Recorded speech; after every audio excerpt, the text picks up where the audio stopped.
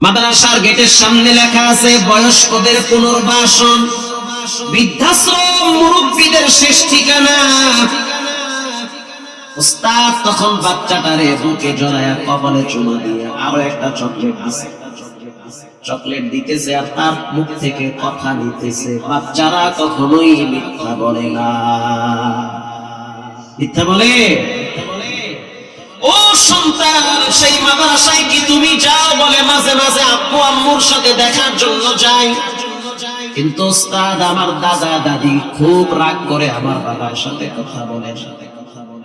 আমি যখন ভিতরে যাই তখন আমার দাদি আমারে জড়ায় ধইরা কপালে চুমা দেয় আর বলে, নাতি, যেই ব্যবহার তোমার আব্বা আমার সাথে করছে সেই ব্যবহার তুমি তোমার মায়ের সাথে করবে। মাথায় তেল লাগায় দিছে কে? বলে আমার আম্মু। তোমার হাত পায়ের নখ কেটে দিয়েছে কে? বলে আমার আম্মু। সকালবেলা নাস্তা খাইছো? বলে খাইছি। কে খাওয়াইছে? বলে আমার মা। তোমার এই জুতাগুলা কে পরিষ্কার করে দিয়েছে? বলে আমার আম্মু।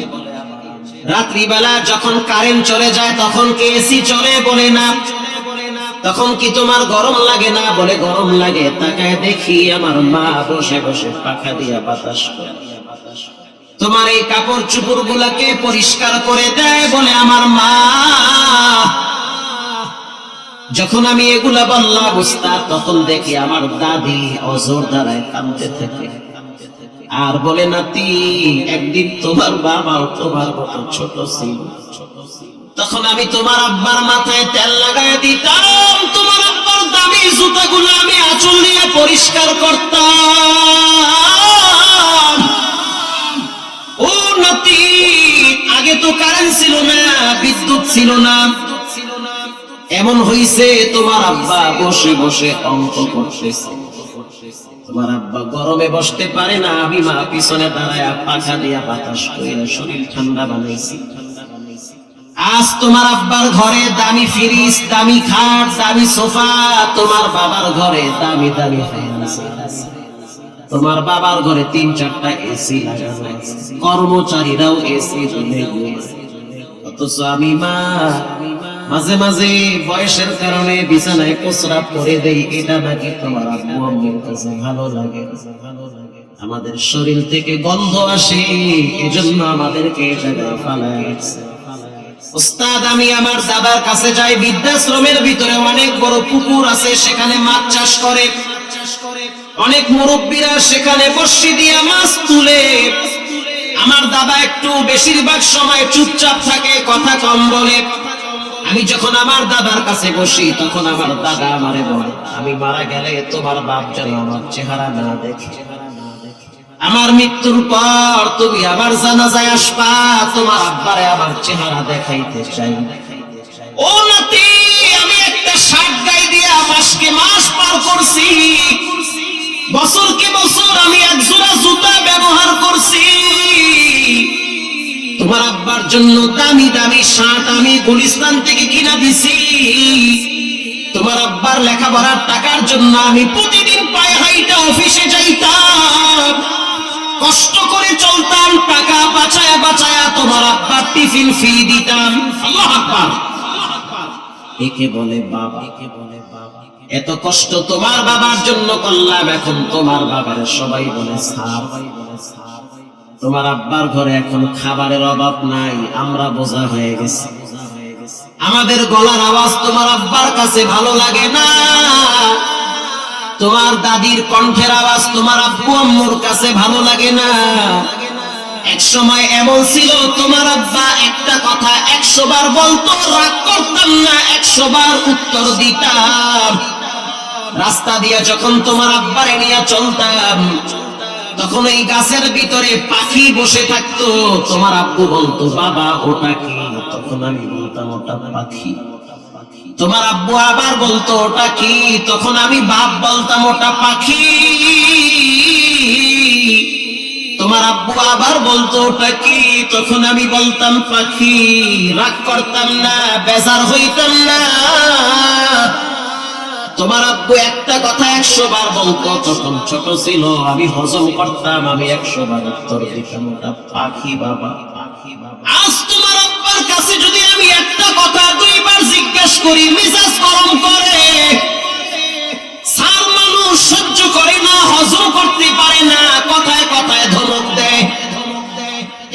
সিদ্ধান্ত নিছি যেই ঘরে থাকলে ধমক খাওয়া লাগে, বকা শোনা লাগে, সেই ঘরে না থাইকা বৃদ্ধাশ্রমে থাকা অনেক ভালো।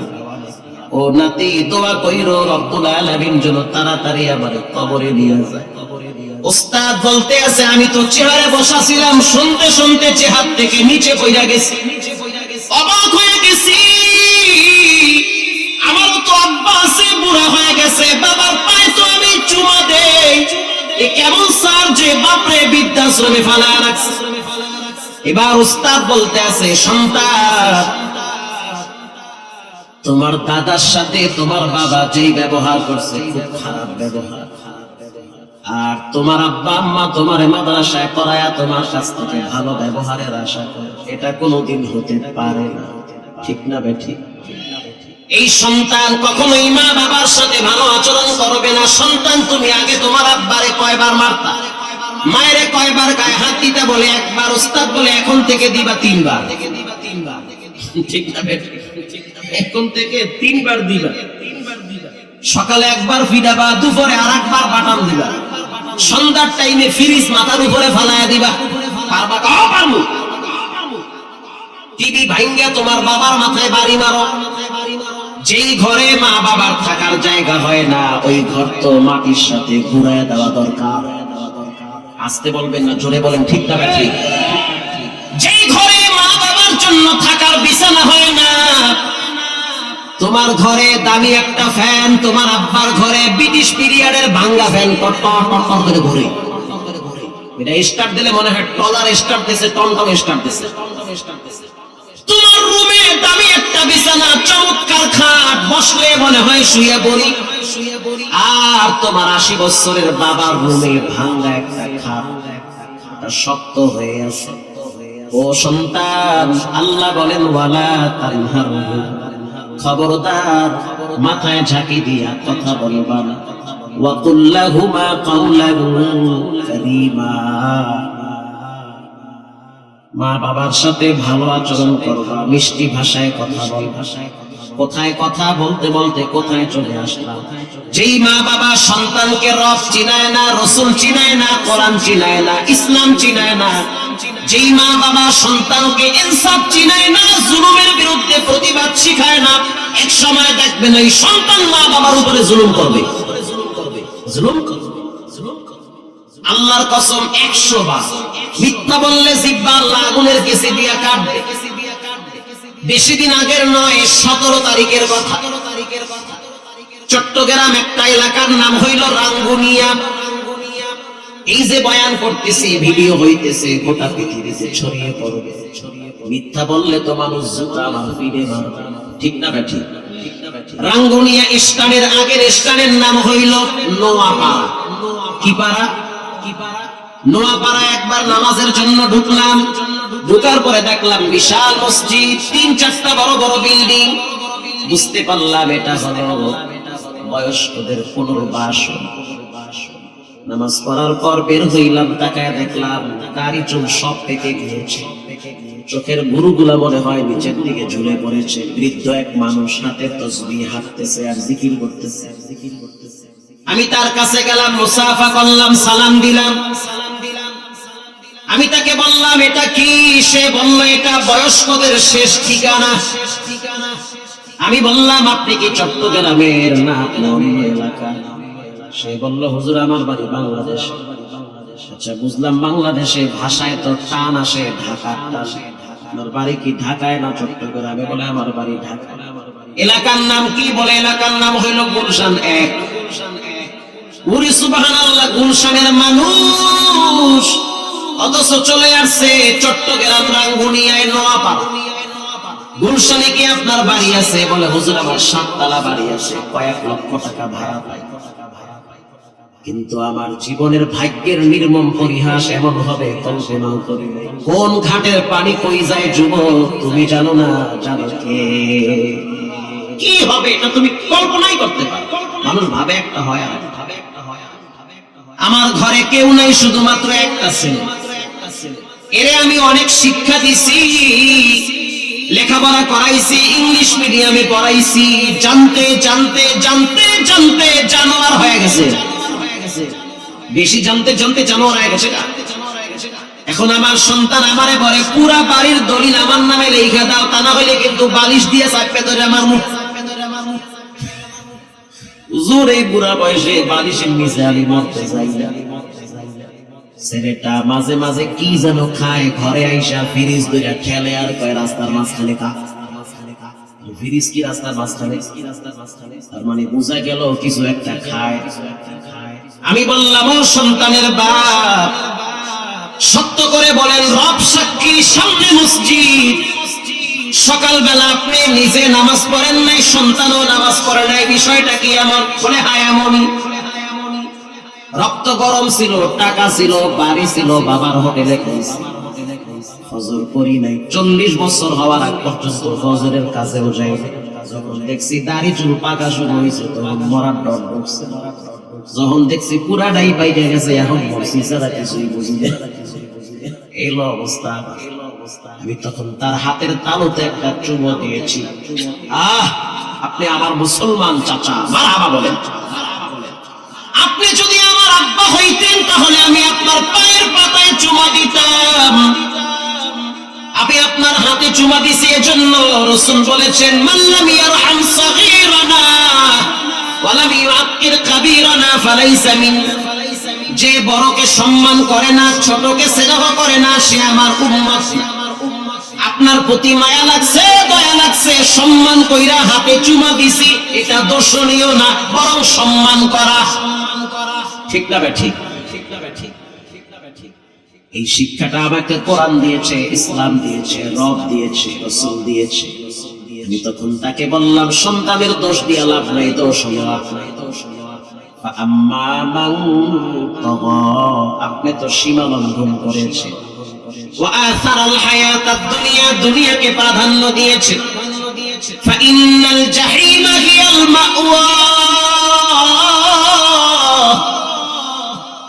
জীবনের শেষ ঠিকানা হবে জাহান্নাম যদি দুনিয়াকে প্রাধান্য বেশি দেন। এটা বলার পরে সে আরো আবেগাপ্লুত হয়ে গেছে। তখন বললাম, চাচা, যেই বাপ ছেলেকে পশ্চিম চিনায় না, কিবলা চিনায় না, যেই বাপ সন্তানকে উযু শিখায় না, যেই বাপ সন্তানকে নামাজ চিনায় না, জুমা চিনায় না, এক সময় দেখবেন ওই সন্তানের কাছে মা বাবা বোঝা হয়ে যাবে। আমি যেই আয়াত তেলাওয়াত করেছি, ফাআম্মা মান তাগা, সীমা লঙ্ঘনকারী হইও না, ওয়া আসারাল হায়াতাদ দুনিয়া, দুনিয়াকে বেশি প্রাধান্য দিও। আজান হয়ে গেছে, দোকানের শাটার লাগাও, কোনো কথা নাই, তোমার রব তোমারে মসজিদে ডাকতেছে। ঠিক না বেঠি? ও কৃষকওয়ালা ভাই, যখন আজানের সময় হয়, নামাজের টাইম হয়ে গেছে, ক্ষেতের ভিতরে সিজদায় লুটিয়ে পড়েন। এসি রুমের ভিতরে সিজদা দিলে যেই মর্যাদা, কৃষক ক্ষেতের ভিতরে সিজদা দিলে তার চেয়ে বেশি মর্যাদা হয়। প্রিয় ভাইয়েরা আমার, এজন্য জীবনে কখনোই সীমা লঙ্ঘন করবেন না, রবের সাথে বেয়াদবি করবেন। পক্ষান্তরে রব বলেন, ওয়া আম্মা মান খাফা মাকামা রাব্বিহি ওয়া নাহান নাফসা আনিল হাওয়া ফাইন্নাল জান্নাতা হিয়াল মাওয়া। আল্লাহ বলেন, বান্দা, যারা আমার সামনে দাঁড়াইতে ভয় পায়, এজন্য গুনাহ করে না, গুনার কাছেও যায় না, গুনাহ করলে মনে করে আমার রব আমার দিকে তাকিয়ে আছে। আল্লাহ বলেন, তাদের ঠিকানা ফাইন্নাল জান্নাতা হিয়াল মাওয়া। আমি বলি নাই, রব বলেছেন, তাদের সাথে আমি কমিটমেন্ট করেছি, ওয়াদাবদ্ধ হয়েছি, তাদের ঠিকানা হবে আমার মাওয়া নামক জান্নাতে। মজার একটা হাদিসের ঘটনা শুনেন, আল্লাহু আকবার জোরে বলেন। মুসলিম শরীফের হাদিস, লম্বা একটা ঘটনা, কষ্ট হয়। নবী করিম সাল্লাল্লাহু আলাইহি ওয়াসাল্লাম নিজে বর্ণনা করেন, তিনজন যুবক ভ্রমণ করার জন্য বের হয়েছে। দামেস্কের থেকে ইয়ামেনের দিকে যাবে, লম্বা পথ সফর করার জন্য বের হয়ে গেল। ধরেন টাঙ্গাইল থেকে আপনারা কক্সবাজারে ঘুরতে যাবেন। এখন রাস্তা নিরাপদ হবে কি হবে না এটা আপনি জানেন না, জানেন কে? অন্য কিছু তো হয়ে যেতে পারে। এই তো পরশুদিনই তো লঞ্চ অ্যাক্সিডেন্ট করে 7 যুবক মারা গেছে। ওরা যদি জানতো লঞ্চে উঠলে অ্যাক্সিডেন্ট করব, মরব, জীবনে লঞ্চের কাছেও যাইতো না। গতকালকে বাংলাদেশের বিভিন্ন অঞ্চলে না হইলেও 11 জন মারা গেছে গাড়ি অ্যাক্সিডেন্টে। তোরা যদি জানতো গাড়ির কাছেও যাইতো না, প্রয়োজনে সারা জীবন নৌকায় থাকতো, তাও হুন্ডায় উঠতো না। 3 জন যুবক সফর করার জন্য লম্বা পথ পাড়ি দিচ্ছে। আগে তো যানবাহন বলতেছিল ঘোড়া ও এগুলার পিঠে সফর করা লাগে। কিছু দূর যাওয়ার পরে ভূমিকম্পের মতো আওয়াজ শুরু হয়ে গেল। চতুর্দিকে বাতাস, লু হাওয়া শুরু হয়ে গেছে। কিছু দূর যাওয়ার পরে 3 জন যুবক সিদ্ধান্ত নিল হাঁটতে গেলে তো পইরা যায়। কথা বুঝেন? বাতাসের কারণে তো আমরা স্থির থাকতে পারি না, কিছু সময়ের জন্য আমাদেরকে আশ্রয় নেওয়া দরকার। কোথায় আশ্রয় নেওয়া যায়? 3 যুবক সিদ্ধান্ত নিল একটা গর্তের ভিতরে আশ্রয় নিব। আল্লাহু আকবার বলেন। গর্তের ভিতরে আশ্রয় নিল। গর্তের ভিতরে ঢোকার পরে সিদ্ধান্ত নিল কি করা যায়। 2-3 মিনিটের ভিতরে কোথা থেকে একটা বড় পাথর আইসা গর্তের মুখখাটারে পুরাটাই আটকায় ফেলাইছে। এখন শ্বাস টানতে পারে না, অক্সিজেন ভিতরে যায় না।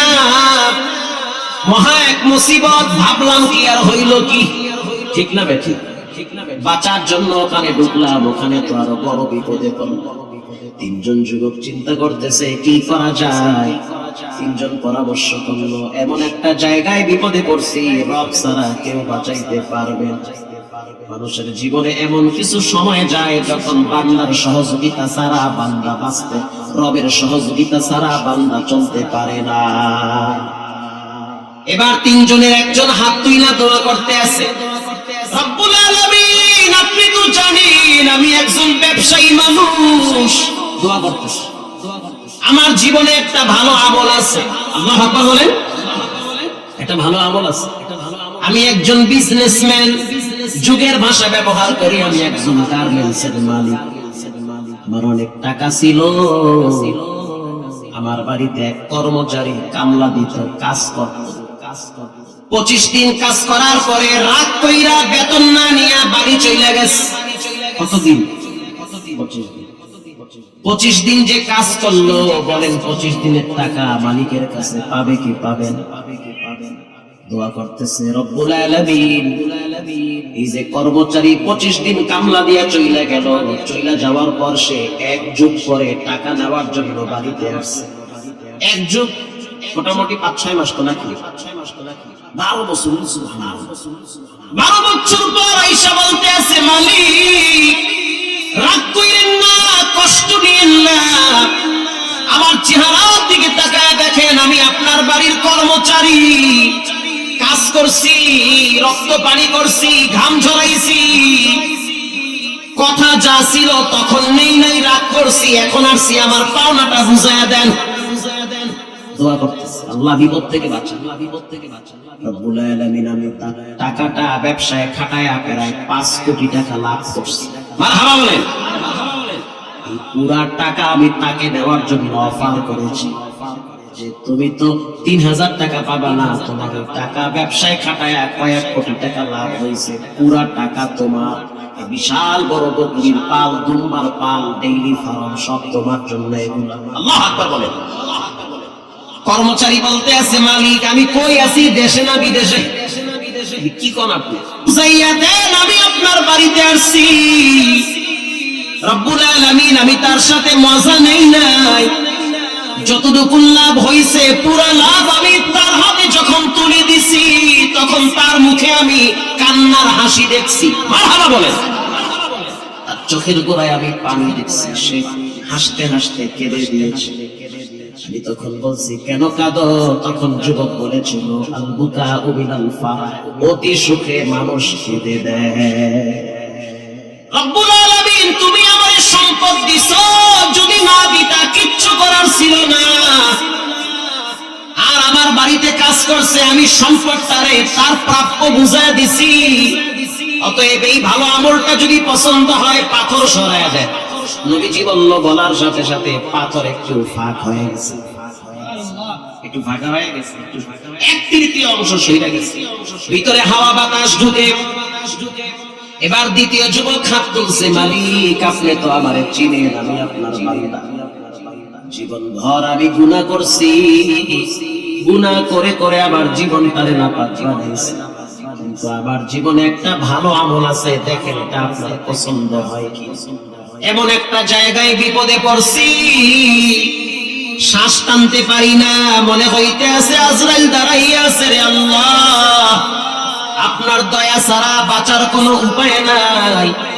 ফকিরের মতো হাত বাড়ায়া দিছি, জীবনে একটা ভালো কাজ আমি করছি। সেই কাজটা হলো, আমি আমার চাচাতো বোনকে অনেক ভালোবাসতাম। আমার চাচাতো বোন দেখতে অনেক সুন্দরী সুশ্রী ছিল। চাচাতো বোন আমাকে ভালোবাসতো। ঘটনাক্রমে একদিন আমি তাকাইয়া দেখলাম চাচাও ঘরে নাই, চাচিও ঘরে নাই।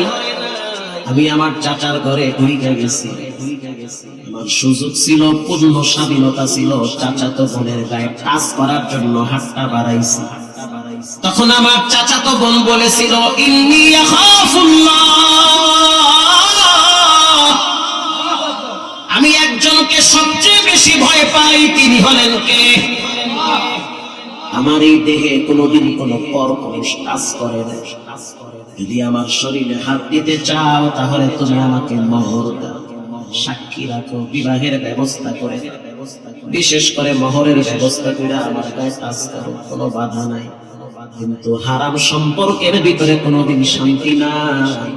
প্রত্যেকটা হারামের ভিতরে অশান্তি আছে, গোপনে গোপনে রব শাস্তি দিবে।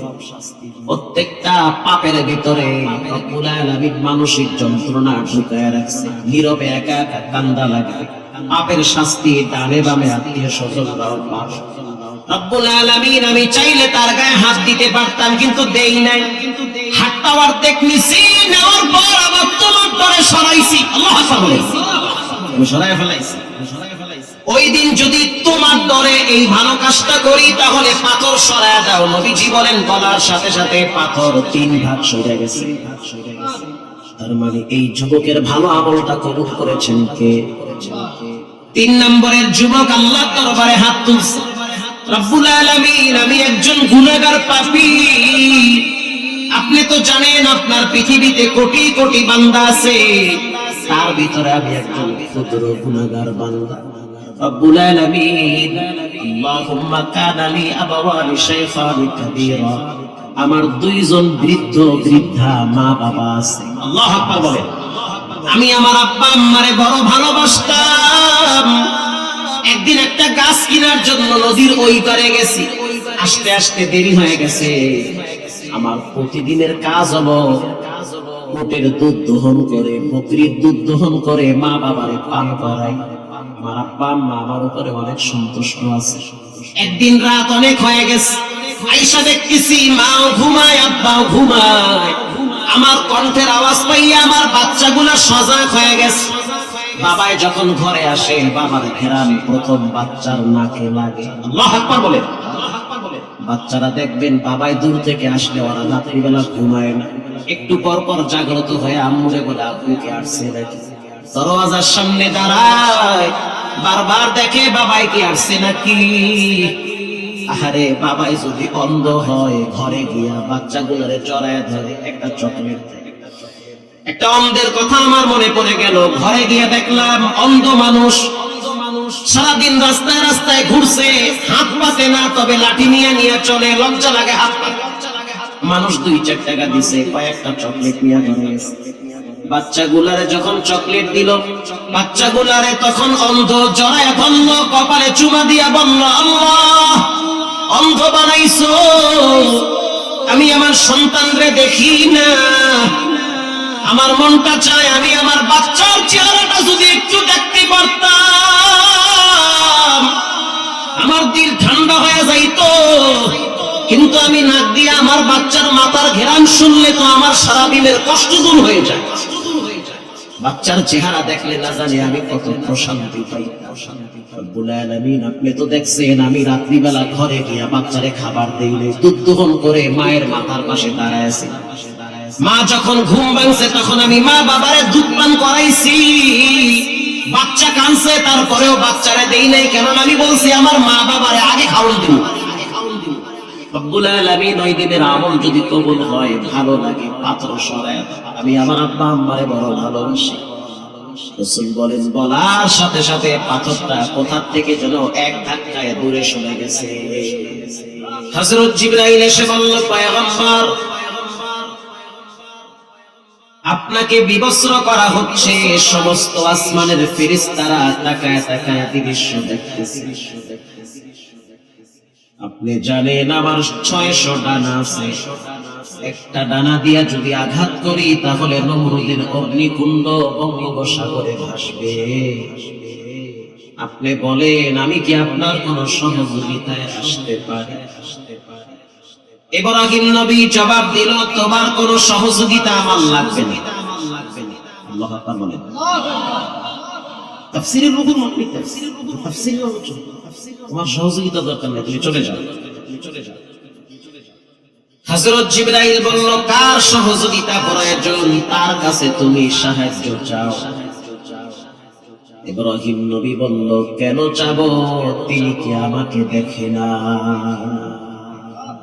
কেন চাবো? তিনি কি আমাকে দেখে না? বলেন, যা কিছু হচ্ছে আল্লাহ দেখে কি দেখে না? আমি কেন চাবো? আরে তো আমি আমার নেতা নেত্রীর জন্য ধরা খাই নাই, দ্বীনের জন্য, কোরআনের জন্য ফাঁসির কাস্টে ঝুলেছি, আমি কেন যাব? রক্ত আমাকে দেখে, ঠিক না ভাই? ঠিক, রক্ত আমাকে দেখে, আমি যাব না। আল্লাহ রাব্বুল আলামিন ডাইরেক্ট আগুন রে অর্ডার করলেন জিবরাইলের মাধ্যম ছাড়া। জিবরাইল ফাঁকে যায়, ডাইরেক্ট আগুনকে অর্ডার করে। قُلْنَا يَا نَارُ كُونِي بَرْدًا وَسَلَامًا عَلَى إِبْرَاهِيمَ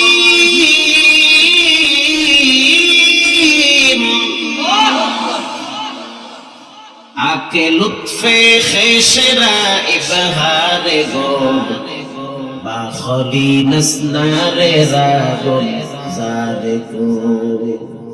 আল্লাহ বলল, ইব্রাহিমের জন্য তুমি আরামদায়ক হয়ে যাও, না শীত না গরম, এরকম একটা পরিস্থিতি তৈরি করো। মারহাবা বলো। ইব্রাহিম নবীকে যখন আগুনে ফালানো হয়, তাফসীরের কিতাবে আছে একটা ছোট্ট ব্যাঙ বারবার প্রস্রাব করে আল্লাহ দেয়। ফেরেশতা বলল, ব্যাঙ তুমি কেন প্রস্রাব করো? তোমার এই অল্প প্রস্রাবের পানির দ্বারা তো ইব্রাহিম নবীর আগুন নিভবে না। কি মনে করেন ব্যাঙের প্রস্রাব হয়তো 5 কেজি হবে? 1 কেজি? ও আচ্ছা, আধা কেজি? এর চেয়ে কম। ব্যাঙ বারবার লাফ দেয় আর প্রস্রাব করে। হে ব্যাঙ তুমি কেন লাফ দাও? তোমার এই ছোট্ট পানির দ্বারা, অল্প পানির দ্বারা কোনদিন ইব্রাহিম নবীর আগুন নিভবে না। ব্যাঙ যেই জবাবটা দিল, টাঙ্গাইলের মুসলমান, এটা আপনার আমার জন্য শিক্ষা। ব্যাঙ জবাব দিল, যদিও আমার এই অল্প পানি দ্বারা আগুন নিভবে না, কিন্তু আমি ইব্রাহিম নবীর পক্ষে আছি, এটা রবকে দেখাতে চাই। সুবহানাল্লাহ বলিও বাড়ায় দেন। ব্যাংক থেকে শিক্ষা গ্রহণ করে আমরা নবীদের পক্ষে থাকি, ইসলামের পক্ষে থাকি, কোরআনের পক্ষে থাকি। সর্বশেষ কোরআনের রাজ এদেশে প্রতিষ্ঠিত হোক, আমরা তার পক্ষে আছি।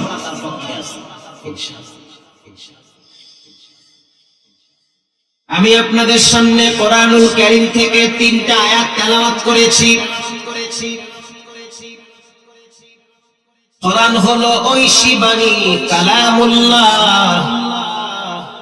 কেউ যদি কোরআন পড়তে নাও পারে, সে যেন অন্ততপক্ষে কোরআন তারে বুকে লাগায়। তাও যদি না পারেন, কমপক্ষে কোরআনওয়ালাদেরকে সম্মান করে। তাও যদি না পারেন, নিজের ঘর থেকে একটা সন্তানকে কোরআনের হাফেজ বানান। যে যুগ আসছে, স্বার্থ ছাড়া কেউ কারো জন্য দোয়াও করতে চায় না। জুমার দিন খতিব সাহেব বলল যে বাকি নামাজ বাদ, দোয়া আছে, সবাই বসবে।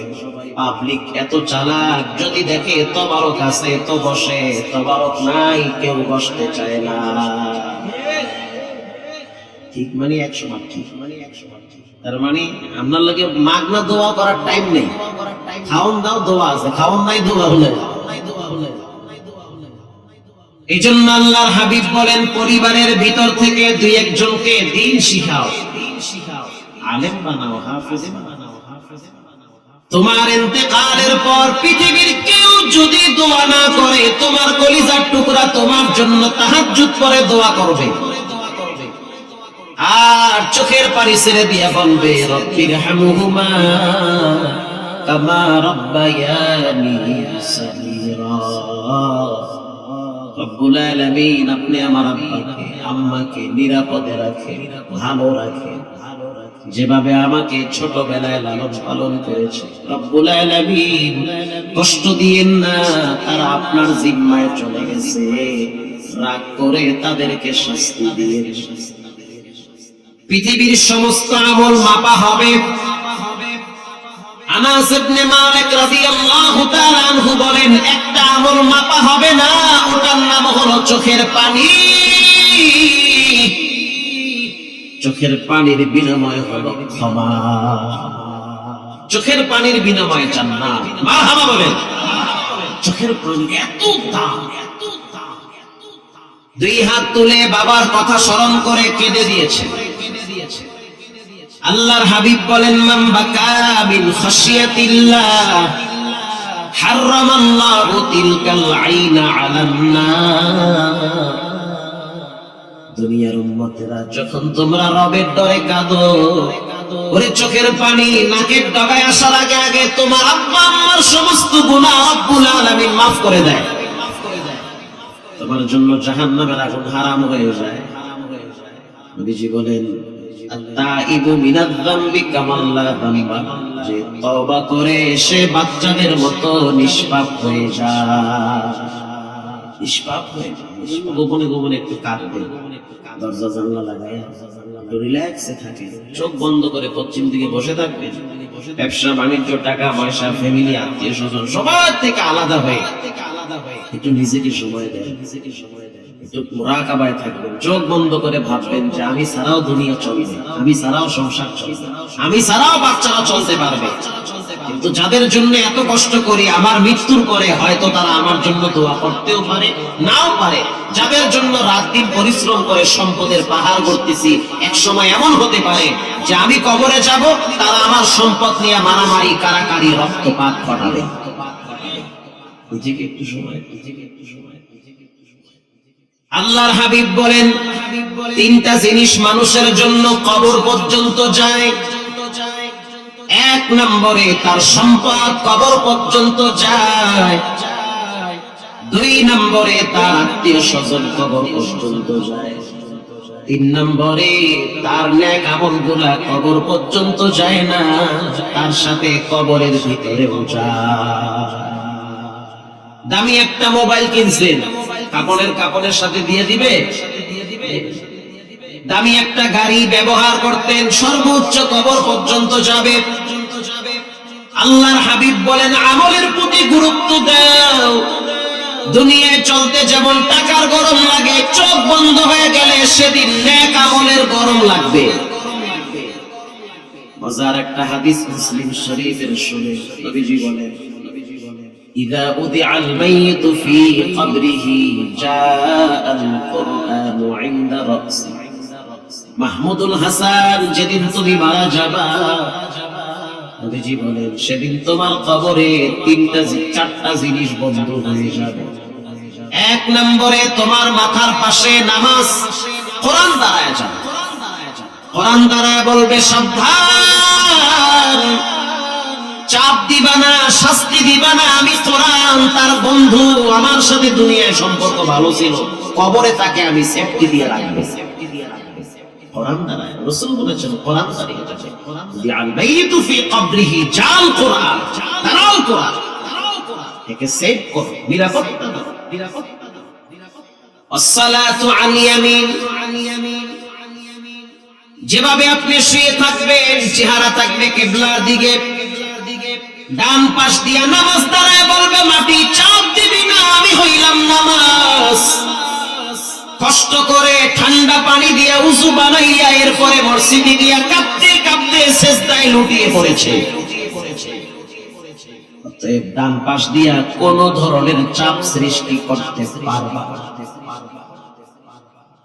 রাসূল বলেন শীতের নামাজ হলো আল্লাহর কাছে সবচেয়ে বেশি দামি। ঠান্ডা পানি দিয়া উযু বানাইয়া যারা ফজরের টাইমে মসজিদে যায় তাদের ব্যাপারে সুসংবাদ। নবীজি বলেন মান সাল্লাল বারদাইনা দাখালাল জান্নাহ, ইশার ফজর যারা পড়বে তাদের ঠিকানা হবে আল্লাহর জান্নাতে। যারা ইশা এবং ফজর করেন তারা গোপনে আল্লাহর কাছে শুকরিয়া আদায় করে যে আল্লাহ আপনার তৌফিক দিয়েছেন।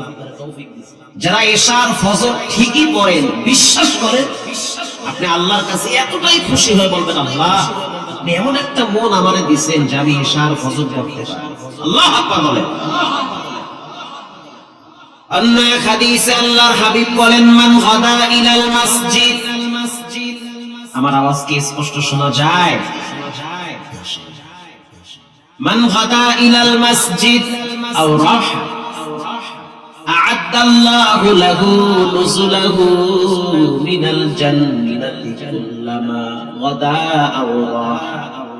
ও বান্দা, দুনিয়ার জিন্দেগীর হায়াত একদিন শেষ হয়ে যাবে, তুমি একদিন থাকবা না, তোমার জন্য কাপনের কাপন হয়তো দোকানে চলে আসছে। ডানে বামে তাকায় দেখো কত যুবক এই টাঙ্গাইল থেকে অল্প বয়সে কবরে গেছে। তোমাদের কলিজার ভাই, তোমাদের বন্ধু নায়ক মান্না টাঙ্গাইলের সন্তান আমাদের কুয়াকাটায় গিয়া বলেছিল যে এত সুন্দর সমুদ্র দেখতে বড় মজা লাগে, চোখের শীতলতা, দিলের প্রশান্তি, সমুদ্রের আওয়াজ মানুষের কলিজাটাকে ঠান্ডা বানায়। সিদ্ধ বাতাস, কি চমৎকার আবহাওয়া, মনটা চায় না সুন্দর পৃথিবী ছেড়ে একা একা কবরে চলে যেতে। সেই নায়ক মান্না বেশি দিন বাঁচতে পারে নাই, অল্প বয়সেই কবরের বাসিন্দা হয়ে গেছে। ঠিক না ভাই? ঠিক। সিলেটে বয়ানে গেলাম, একেবারেই শাহজালাল ইয়ামিনী রাহমাহুল্লাহ তাআলা তার মাজারের পাশে। বয়ান শেষ করার পর কর্তৃপক্ষ হোটেল ঠিক করছে থাকার জন্য। রাত্রিবেলা মাজারে ঢুকলাম, ঢুকার পর বামের দিকে মাথা ঘুরাইলাম, লেখা দেখলাম চিত্রনায়ক সালমান শাহর কবর। দারোয়ান বলতেছে হুজুর আমার বাড়ি যেখানে সালমান শাহর বাড়ি সেখানে। তিনি ছোটবেলায় মাঝে মাঝে মাজারে আসেন, প্রায় সময় বলতো এত সুন্দর দুনিয়া ছেড়ে কবরে মানুষ গিয়া কেমনে একা একা থাকে। আল্লাহর সিদ্ধান্ত হয়ে গেছে তোমাকেও দুনিয়াতে বেশি দিন রাখা হবে না। ঠিক না বেটি? এই যুবক চলে গেছে কবর, তুমি বাঁচবা কয়দিন? কর গুনতে থাকো, না জানি মরণ ডানে বামে ঘুরে। এখনো কি তোমার কলিজার ভিতরে কোরআনের প্রতি মহব্বত নাই? এত বড় হয়ে গেল এখনো পর্যন্ত তুমি জোহর পড়ো না, আসর পড়ো না, মাগরিব পড়ো না, এশা পড়ো না, তুমি মরো না। তোমার মতো অসংখ্য যুবক স্কুলে পড়ে, ভার্সিটিতে পড়ে, কলেজে পড়ে, 5 ওয়াক্ত নামাজ পড়ে, আল্লাহর দ্বীন কায়েমের জন্য রক্ত দেয়, জীবন দেয়, শহীদ হয়, আছে না? তুমি কেন পারো? তুমি ইনসাফের পক্ষে আওয়াজ তোলো। আমার জীবন চলে গেল বাংলার জমিনে আর জুলুমকে কখনোই প্রতিষ্ঠিত করতে দেওয়া হবে না। তুমি ইনসাফের পক্ষে লড়াই করতে করতে মইরা যাও, কোটি মানুষ তোমার জন্য দোয়া করবে। বিড়ালের মতো 500 বছর বাঁচার চেয়ে, শিয়ালের মতো 900 বছর বাঁচার চেয়ে, সিংহের মতো একদিন গর্জন দিয়ে বাঁচা ভালো। এমন একটা জীবন গঠন মইরা গেল যেন মানুষ দোয়া করে। প্রিয় ভাইরা আমার, আল্লাহর হাবিব বলেন যখন মানুষ কবরে চলে যায় ডান পাশে নামাজ দাঁড়ায় যায়। নবীজি বলেন মান গাদা ইলাল মসজিদ আও রাহা, কেউ যদি ফজর আর ইশা মসজিদে গিয়া পড়ে রে, এলাকার যুবক ভাই মুরব্বি বাবারা শুনে নেন, নবীজি বলেন কেউ যদি ইশা আর ফজর মসজিদে গিয়া পড়ে, আ'আদাল্লাহু লাহু নুজুলাহু মিনাল জান্নাতি কুল্লামা গাদা আও রাহা। নবীজি বলেন স্পষ্ট শুনে নাও, রব্বুল আলামিন ওই নামাজিওয়ালা বান্দার জন্য জান্নাতে দস্তারখানা বিছায়া রাখবে। সুবহানাল্লাহ। আল্লাহ এই তৌফিক আল্লাহ আমাদেরকে দান করুন, আমিন বলেন। ভোলায় গিয়ে দেখেন অধিকাংশ মসজিদ গুলায় ফজরের টাইমে যুবকদের আনাগোনা সবচেয়ে বেশি। পুরা বাংলাদেশের ভিতরে একটা জেলার নাম হইল ভোলা। কি নাম? আরো জোরে হয় নাই, আরো জোরে। ভোলায় গিয়ে দেখবেন ফজরের টাইমে সামনের কাতারে আপনি যাইতে পারবেন না, আজানের সময় যাওয়া লাগে। 21, 22, 23, 15, 17 এই শ্রেণীর পোলাপান প্রথম কাতারে দখল করে বসে থাকে। আশি এক দৃশ্য ফজরের টাইমে তো মসজিদে বিরিয়ানি দিয়ে পোলাপান পাওয়া যায় না। এটা শীতের মধ্যে বিরিয়ানি খেয়েছি, ঘরের ভিতরে হইয়ে হইয়ে বিরিয়ানি খেয়ে, ঠিক না ভাই? ঠিক বলায় গিয়ে দেখে আশি এক দৃশ্য পুরা মসজিদ যুবকদের দ্বারা একেবারে পদাচারণে মুখরিত হয়ে। ছোট ছোট বাচ্চাদেরকে দেখি বারান্দায় শীতের ভিতরে কম্বল গায়ে দিয়ে কাঁপে আর কয় সুবহানাল্লাহ রাব্বিয়াল্লাহ। জানার আয় আর যায় শীতে কাঁপতেছে। ছোট ছোট বাচ্চারা ফজর করে মসজিদে, তুমি এত বড় একটা ছেলে রাত 2টা পর্যন্ত মোবাইল টিপার শক্তি হয়, ফজর করার সুযোগ হয় না, বাঁচবা কয়দিন? অন্তর তো মনে হয় না পাক হয়ে গেছে, হায়াতের জিন্দেগি শেষ হয়ে যাচ্ছে। হাজী সাহেব বললাম এত সুন্দর পরিবেশ কেমনে কায়েম করলেন? এত সুন্দর পরিবেশ কেমনে তৈরি? আমি 2 দিন পর্যন্ত মনে হয় এই 2 দিনে আমি 3 ঘন্টা ঘুমাইতে পারি, আমি এতটাই চাপের মধ্যে আছি। কালকে রাত 3টায় বয়ান করছি মুন্সিগঞ্জে, দিনে করলাম ওইদিকে কোথায় যাই ঘুম কখন জন্য মাথা ঘুরে। আপনার মাথা ঠিক আছে তো? ঠিক থাকে না, আপনারা ঠিক মানে সবই ঠিক ইনশাআল্লাহ বলে। আমি ধীরে ধীরে কথা বলি, আস্তে আস্তে কথা বলি, শেষ পর্যন্ত থাকবেন তো ইনশাআল্লাহ। আরো জোরে বলেন। হাজী সাহেব ফজরের টাইমে এত মুসল্লি ভোলার মসজিদ গুলায় কেমনে আসে? বলে হুজুর আমরা ফজরের নামাজের জন্য কমিটি গঠন করেছি। ফজরের নামাজের জন্য কমিটি গঠন করে এক বিরল দৃষ্টান্ত স্থাপন করেছে। জুমার দিন আমরা দাঁড়ায় বললাম প্রতিদিন ফজরের টাইমে 5 ওয়াক্ত নামাজ বিশেষ করে ফজর মসজিদে এসে পড়া লাগবে। কোন কোন যুবকরা পারবে? অনেকেই দাঁড়ায় গেছে, ইনশাআল্লাহ আমরা ফজর পড়ব। তাহলে একটা কমিটি গঠন করতে চাই, সভাপতির পদ কে নিবে? 21 বছর বয়সী এক যুবক দাঁড়ায় বলল এই পদটা আমারে দিয়ে দাও। মারহাবা। কেশিয়ারের পদ কে নিবা? আরেক যুবক মাত্র 19 বছর দাঁড়ায় বলতেছে এই পদ আমারে দেন, ফজর পড়া লাগবে। ইনশাআল্লাহ প্রতিদিন পড়ব। তারপর আমার এই পদে থাকা লাগবে, এই পদের মজা কি? সেক্রেটারি পদ আরেকজনে খারাইছে 17-18 বছর। আমি অবাক হয়ে গেলাম, এই ফজরের কমিটি কারা? পোলাপান দাঁড়ায় হুজুর আমরাই কমিটি। তোমাদের কি কাজ? বলে আমাদের কাজ হলো ফজরের টাইমে কারা কারা মসজিদে আসে না ঘরে ঘুমায় তাদের খোঁজ খবর নেওয়া। ঘটনাক্রমে মহল্লার ভিতরে মানিক মিয়াও ছিল কমিটির একজন সদস্য। মানিক ভাই, কি ভাই? প্রচন্ড শীত, কুয়াশায় কিচ্ছু দেখা যায় না। মানিক মিয়া চিন্তা করলো আজকে যদি আমি ফজরে না যাই হয়তো আমার খোঁজ খবর কেউ নিবে না, এজন্য আমি ঘুমাই। কিন্তু মানিক মিয়া বুঝে নাই যে সে একা যায় নাই, বাকি সবাই গেছে। যুবকরা নামাজ শেষ করার পর পিছনে তাকায় দেখে মানিক মিয়া নাই। মানিক মিয়া ঘরে কম্বলের ভিতরে তাহাজ্জুদ করে, শীতের চাপে আই নাই বলি। যুবকরা চলে গেল মানিক মিয়ার বাড়ি। গাজা করি গল্প না, বোরহানুদ্দিনের কথা। বোরহানুদ্দিন দরওয়াজার সামনে দাঁড়ায় ডাক দিছে, ও মানিক মিয়া ভাই ঘরে আছেন না ঢাকায় গেছেন? মানিক মিয়া তো চিন্তা করছে আকাশ তো ভাঙ্গে মাথায় করছে। ভাবলাম কি আর হইল, তো বাহিনী বাড়ির সামনে আইসা চিন্তা চিন্তা শুরু করছে। লজ্জার বিষয় না ভাই? কি মনে করেন লজ্জা না? এটা লজ্জার এমন একটা বিষয়, সেনসিটিভ বিষয়, নামাজের বিষয়। কি করব, সামনে যাবো না বসে যাবো? স্ত্রী বড় নামাজি ওয়ালি মহিলা, যেই ঘরের মা নামাজ পড়ে কসম খোদার ওই ঘরের বাচ্চারা বেনামাজি হইতে পারে না। ছোট মেয়েটা মায়ের সাথে ঠান্ডার ভিতরে নামাজের জন্য যায়, নামাজে দাঁড়ায় গেছে। যেই ঘরের বাপ ফজরের টাইমে ঠান্ডা পানি দিয়া উযু বানায়া মসজিদে যায়, ওই ঘরের সন্তানরা 3টা পর্যন্ত পাবজি আর ফ্রি ফায়ার খেলাইয়া 10টায় ঘুম থেকে উঠতে পারে না। আসতে বলবেন না, জোরে বলেন।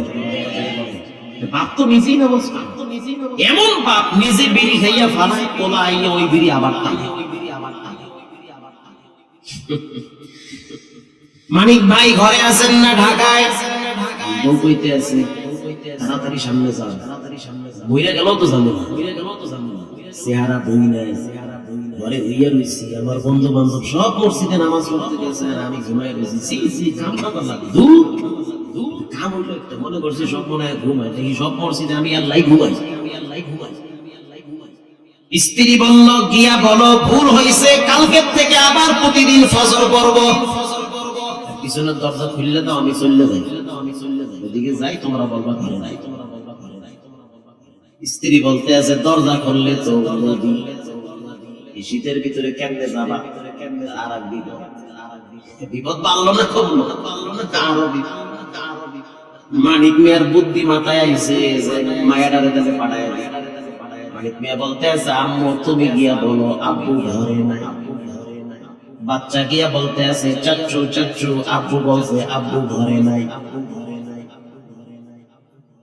বাচ্চাটা কি মিথ্যা বলে? পুরাটাই কইছে। আব্বু বলছে আব্বু কই নাই, ঘরে নাই। ঘরে আছে না নাই? বাচ্চারা মিথ্যা বলে না, বাচ্চাদেরকে মিথ্যা শিক্ষা দেয় মা আর বাবা। মা বাবা মিথ্যা শিক্ষা, আমি বলি নাই, রাসূল বলেছেন কুল্লু মাউলুদুন ইউলাদু আলাল ফিতরাহ। প্রত্যেকটা সন্তান পবিত্র আত্মা নিয়ে দুনিয়ায় আসে। প্রত্যেকটা সন্তান ইসলামের উপরে জন্মগ্রহণ করে। নষ্ট বানায় কারা? বলে মা আর বাবা। যেই বাপ সন্তানকে কোরআন চিনায় না, ইসলাম চিনায় না, নবী চিনায় না, আল্লাহ চিনায় না, কিবলা চিনায় না, মিসওয়াক চিনায় না, টুপি দাড়ি চিনায় না, এক সময় দেখবেন ওই সন্তান মা বাবাকেও চিনবে না।